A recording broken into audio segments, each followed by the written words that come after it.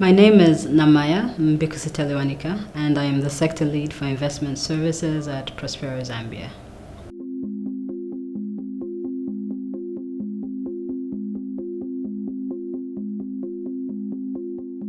Well, our core mandate, firstly, is to support private sector development within Zambia, and we help to support innovative businesses and lead them to market, as well as help them to access investment. We were initially called Private Enterprise Program, and that program was started in 2014 as a project, which then transitioned into what we call Prospero today in March 2020.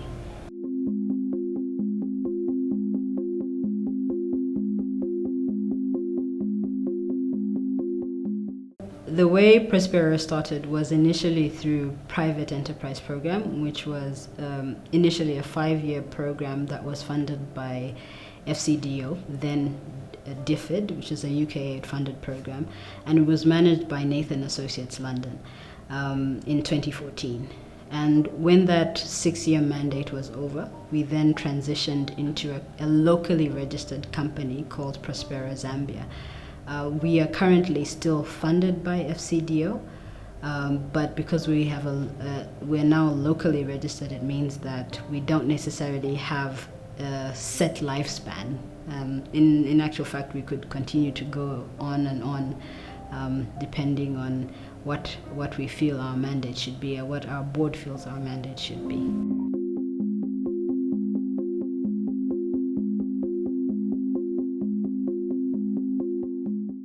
Yeah, that's an interesting question. I think with any economy, the private sector and businesses, SMEs in particular, play a very vital role.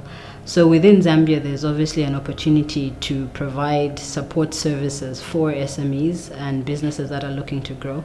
And I think we viewed that as a really clear opportunity, because oftentimes people look to, say, for instance, government to provide jobs. And yes, to a certain extent, government can provide jobs, but the reality is government can provide jobs for all its citizens, and the private sector actually drives job creation. And if we can support more businesses to be more effective, to grow and expand, then we begin to see some of this job creation. And obviously our role within that is that we can be a part of that job creation movement within Zambia.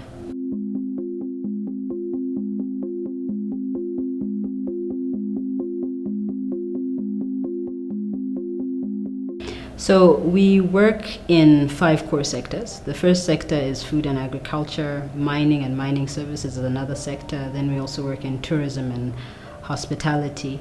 And then underpinning those, we have support sectors like investment services, which is a sector that I happen to lead, and as well as business services.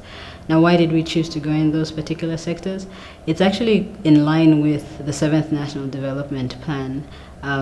Some of the core sectors highlighted in that. But I think even more importantly, with our core sectors of food and agriculture, tourism and mining, these are actually high growth sectors that we believe, and in line with what government also has in terms of the 7th National Development Plan, can really lead to growth of our economy, and we feel like we could also play a part within those sectors.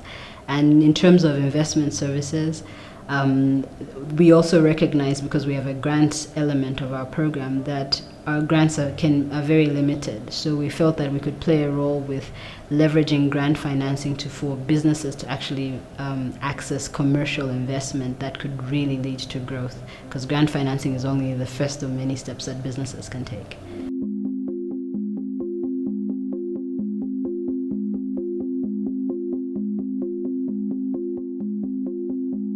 Yeah, sure. So we work with a number of projects within our core sectors, and these are businesses, but we also partner with people outside of businesses, actually. And this could be other organizations that are working with businesses. It could even be government agencies, etc., that are supporting business development, and we do quite a bit of that.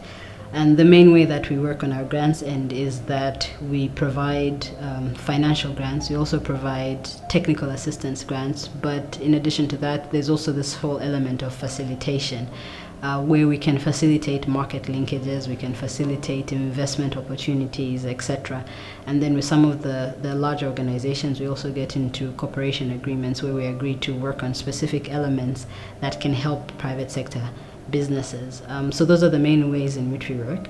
But on the investment side of things, we work within those same core sectors that I mentioned, but to some extent it even goes beyond that, because there are some investors that are also interested in other sectors. For example, you could look at healthcare, you could look at energy, and that type of thing. Even financial services being provided in unique and innovative ways are some of the other areas, the other sectors that we may work with through our investment services sector.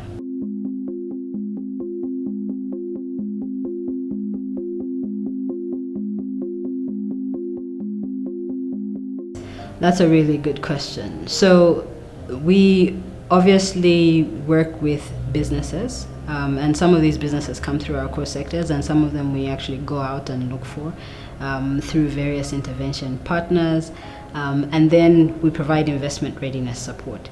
And hopefully through that investment readiness support, then these businesses can then be more appealing for investors. And at that point, we link them up to investors. We work with a number of partners. One of our major partners is an organization called Impact Capital Africa. They're a UK-based organization, but they also have access to investor networks. And they go out, work on the investor side, we work on the SME side, and we basically bring these two together. Initially, pre-COVID, we used to bring them together at an annual conference where they can then start having discussions that would lead to investment, potentially. But now obviously everything has moved online, so they have these discussions on an online platform initially.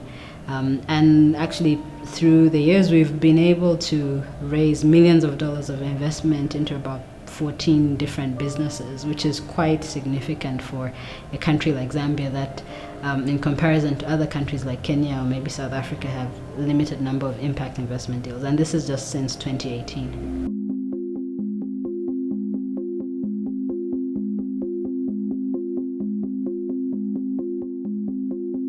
So for businesses that are seeking to raise capital, there are a number of avenues that we seek these businesses. First and foremost, obviously through a lot of our core sector work, the three sectors I mentioned earlier, we're able to identify some businesses that are ready to move from grant financing to seeking to raise impact investment. And that's a major way. The other way is that because we work through a number of different partners, for example, chambers of commerce, even banks, etc., we can then have access to pools of entrepreneurs and businesses that are looking to raise investment. And then we make also deliberate efforts to do events where we create awareness around the services that we provide in terms of being able to facilitate investment. For instance, a couple of weeks ago we had a virtual roadshow where we invited SMEs across the country to attend and learn more about impact investment, but also learn more about the opportunities and the criteria that we have that would then make it possible for them to get impact investment. So we do quite a bit of outreach as well. Before COVID, a lot of this outreach was physical. We would go from town to town holding these mini road shows. But obviously we have to innovate with as times move, and we've been able to do that. So those are some of the avenues we use to find businesses. And of course businesses can come to us and approach us, and we're more than welcome to have a discussion to see, are you ready for impact investment? Is it too early? Do we need to link you to something else that makes more sense? Or we can go along with you and help you through the journey.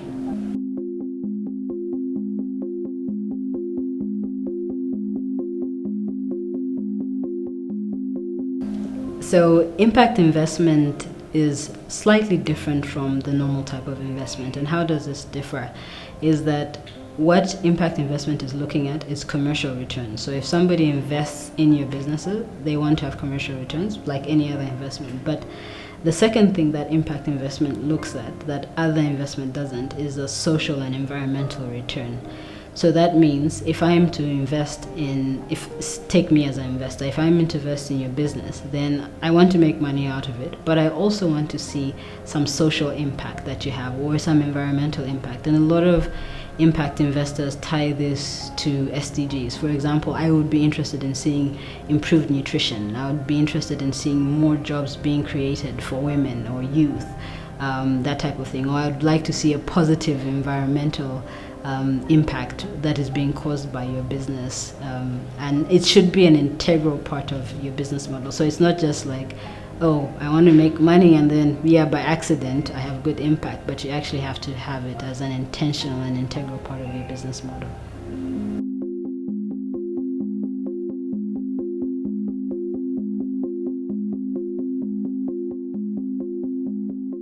I would say the level of impact has been quite impactful, generally speaking. Of course, it would vary from business to business. But what Prospero's role is with all the businesses that we support, whether it's through technical assistance or investment or through facilitation, is that we catalyze what it is that their business is up to. For instance, we've helped several businesses that have been operating and looking into expanding into other areas to be able to do that. We've helped several businesses be able to even be more impactful in terms of their work. We've helped several businesses as a result of grant financing or facilitation be able to be more profitable, which I think is a great thing for these businesses. But also for some of them, even we've helped them with even things like research pieces, so that we know, is this something that you should be doing, or should you be tweaking your efforts in business and different things like that. And so there's been a lot of positive impact and learning for the businesses. But obviously, as the businesses learn, we've also been able to learn more about how we can help the businesses to succeed.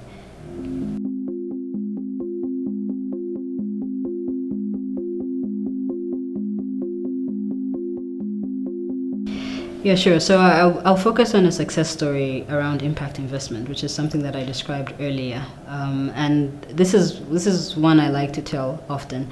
It's of a company called Alpha Polyplast that's based out in Andola. So when Alpha Polyplast came to Prospero, they were seeking to raise investment, right? And the reason that they're a success story is because of, first of all, they're a profitable company, but they have mass impact. So what they do is they collect plastic bottles, a Coke bottle, Fanta bottle, whatever it is, these plastic bottles that people throw around, unfortunately, but they collect them. And the way they collect these bottles is through primarily women from high density areas. And these women deliver them on a weekly basis. And actually you find that these women who were previously not being able to have any income, having an income between 1,000 and 3,000 kwacha a week. I almost said when I heard that maybe I should start collecting plastic bottles. But anyway, nevertheless, so these women are able to do that. And you're talking about hundreds of women being able to do that. And then this company is then able to transform those bottles, clean up the environment into what they call strapping. And to do that, they need to directly employ about 60 plus people. And that strapping is then exported, which means that because it's exported, now Zambia and the company is able to get foreign exchange. And we're able to help this company through just linking them with investors on the ICA Impact Capital platform to be able to raise about $2.75 million. And I think for me that's a success story, is because they were able to raise that. They can continue to do a lot more of what they're doing. They can continue to be profitable, but continue to have this great impact within the economy. So that's a great example of a high impact business that's profitable.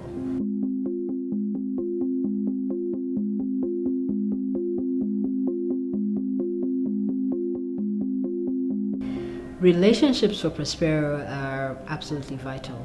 They're key to what we do. We don't do anything on our own. We do it through partnerships.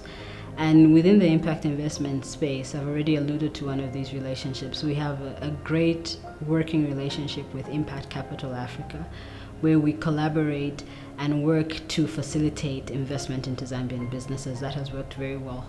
We also have other partnerships.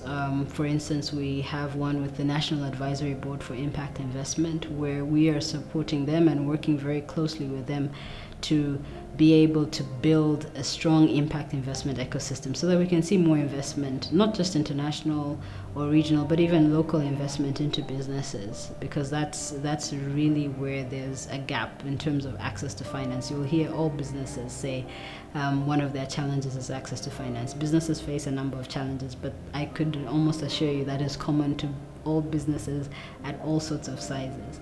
And so it's also about this relationship, in our relationship with NAB, advocating for policies that will help to be able to attract more impact investment into Zambia. And we're doing some very interesting things with organizations like Mentor Me, the African Angel Business Network, people like Bongo Hive, and many, many others. I could go on listing them, but that just gives you a sample of who we're working with, including chambers of commerce, banks, etc. These relationships are absolutely important for us.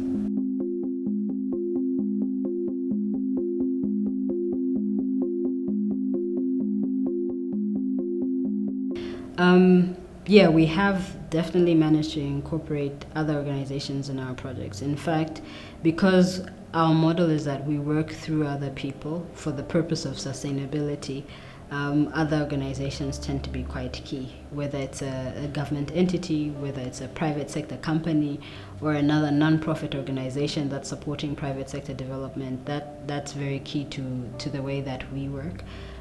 Because like I said, everything we do is through partnerships. Even like I can give you an example, we're currently working to establish Zambia's first angel investment network where high net worth individuals come together and invest in early stage businesses. We're working through partnerships with Mentor Me and the Bongo Hive and African Angels Business Angel Network. That's just one example of many, many other partnerships.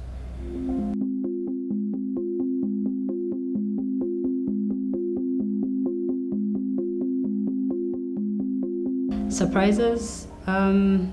I wouldn't say major surprises, but I think as you're working with various partners and you're doing what you do, you always find things that I guess you were not planning for.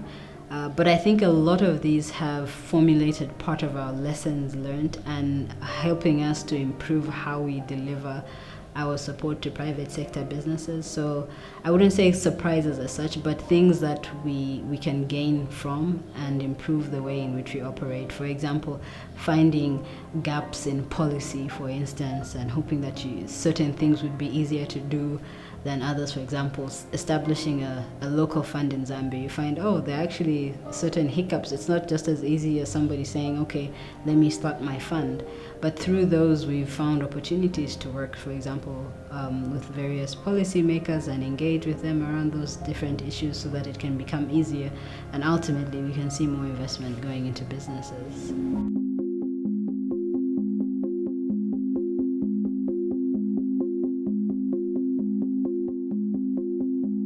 For the most part, I think organizations, individuals, people in general have been quite supportive of Prospero and the work that we do. And I think it's not necessarily because it's Prospero, but I think it's because of the value that people see in the work that we do and how we deliver. And obviously, it's also about us creating relationships with the various people that we work with. So we've been received quite receptively, and obviously I hope that can continue, because ultimately what we want is not necessarily for Prospero to be seen as the one that makes things happen, but we want to see actual change within the environment in which we're working to support businesses.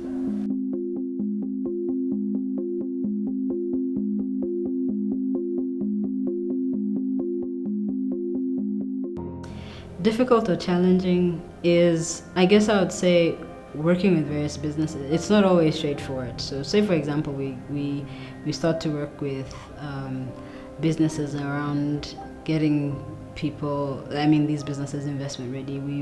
We've faced challenges. Because we work through partners, like I mentioned, say for example, work with financial advisors. It hasn't always been easy to get the same level of input and support for these businesses from these third-party financial advisors. Sometimes you find that the work quality varies, and when the businesses end up going to the investors, it's not necessarily up to par, etc. But we've put measures in place, and now we have a system through which we ensure quality throughout before any of that documentation goes out to financial advisors. That has been a bit of a challenge in the beginning when we're trying to do this investment facilitation. But I think another challenge is really for businesses understanding what impact investment and what it means for them as a business. Because impact investment can come in many ways. It can be in debt, it can be in equity, or a combination of both, and just them understanding what that means for their business. And if they're looking at equity, for example, understanding how to value their businesses, etc. But those are all challenges that can easily be overcome once they're identified.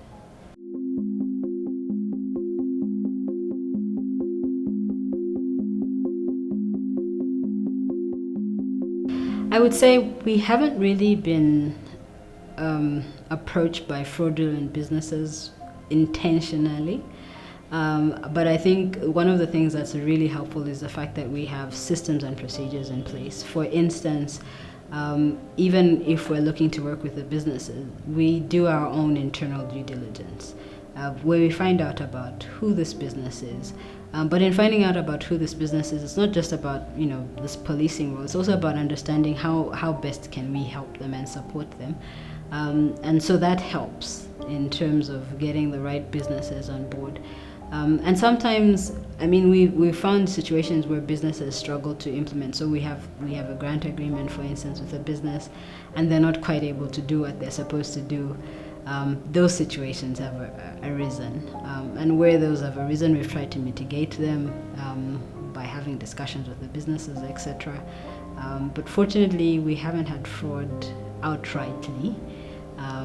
But yeah, and hopefully the systems we have will continue to be strengthened so that we don't end up with situations like that, which would be most unfortunate.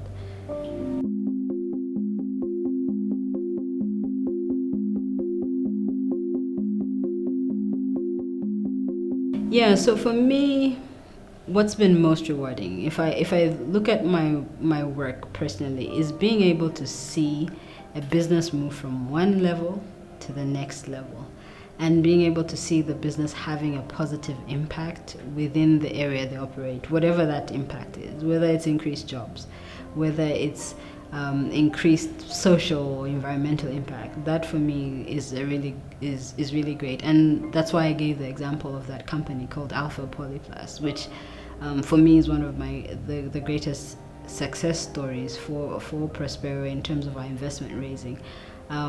But overall, I think when we are able to see, particularly under our investment services, when we're able to see a business that doesn't have all the things they need to raise investment, get those things in place, and then finally be able to raise. Can you imagine having a business that's able to, get $1, $2, $3 million that helps it expand? For me, that's really a success.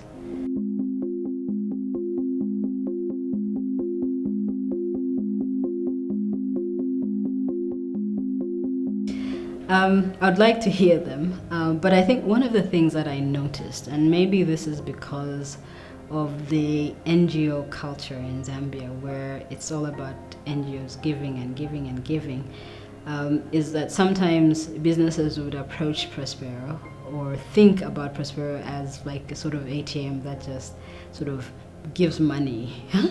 But really we're not. Yes, we do have grants, we do support businesses, but we actually view the businesses that we work with as partners. So if, for example, a business wants to expand into a new area, we can partner with you to do that. We would like very much to work hand in hand in you, not dictate or anything like that, but really help you genuinely succeed in what you're doing, because that's when we see more sustainable growth rather than let's give a grant here, let's have a workshop here, we give a grant, and then, or we give some money. So that's not really the type of organization Prospero is. We are co-investors and co-facilitators, and it's very much partnership oriented.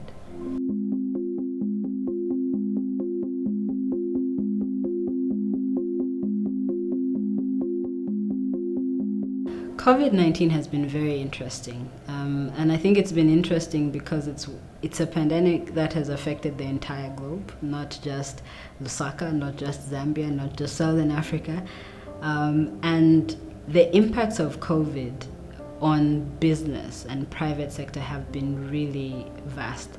Depending on what sector you are, that would vary. For example, one of the sectors I mentioned that we work in is within tourism. You can imagine the impact of people not being able to travel on businesses that we work with.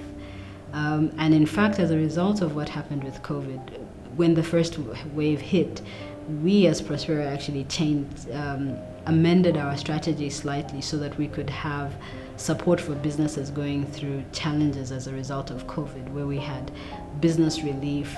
We were supporting businesses that were coming up with goods and services that were mitigating COVID, and also businesses that were able to spot opportunities during the COVID times with the post-COVID grants. And actually, one of the things you'd note within COVID is that, yes, it's a terrible thing and it's a major challenge for a number of reasons, but actually businesses can find opportunity within disaster, and that's what we've helped to support. So yeah, and a number of things. But I think it's also been challenging in the sense that some of the businesses who we've been supporting made plans, and those plans aren't necessarily happening. So it's how do we help them and support them to re-engineer some of those plans so that they can continue to survive.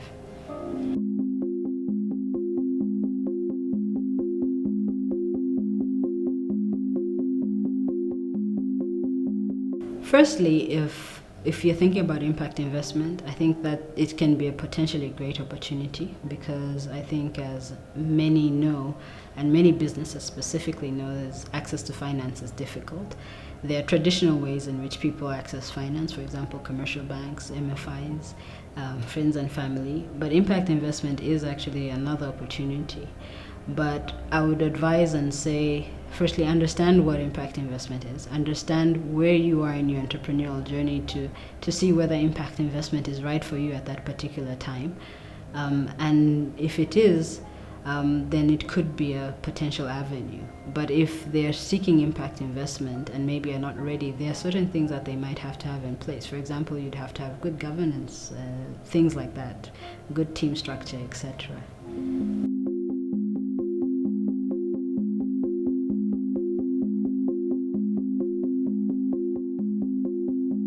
Lots of lessons. I think one of the biggest lessons is really that Zambia has a lot of potential and a lot of opportunities still that businesses can find if they want to thrive, but also that businesses have to be ready to do the work, and it's not just, I get into business and then this year I'll be profitable and successful, but it's actually a process. And it's also a process in terms of being able to determine where you are in your business life cycle, to know what sort of finance you require to access your business, for your business to succeed rather. And those are very important things.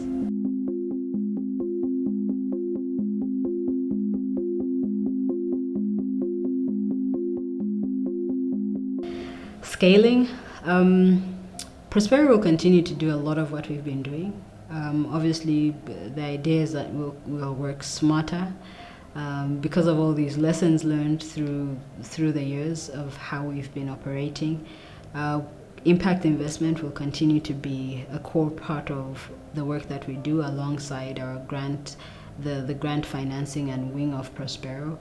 And yes, we would like to work with more businesses to help them grow, to help them to develop.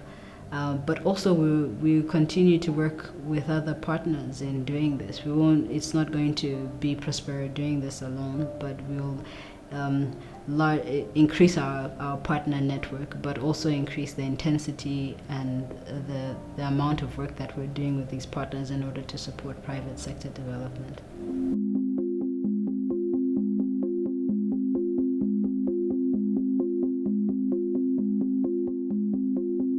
Prospero is open to new businesses, and obviously we have specific businesses we work with, we have specific sectors, we have specific initiatives in those sectors, and if businesses fall within those categories, or if businesses are ready to raise impact investment, we're definitely open to them, and we're always open to having discussions, because even if Prospero can't help, we can certainly link Prospero to the businesses to the help that they need.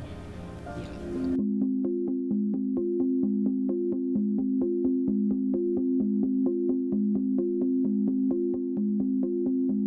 What's next for Prospero?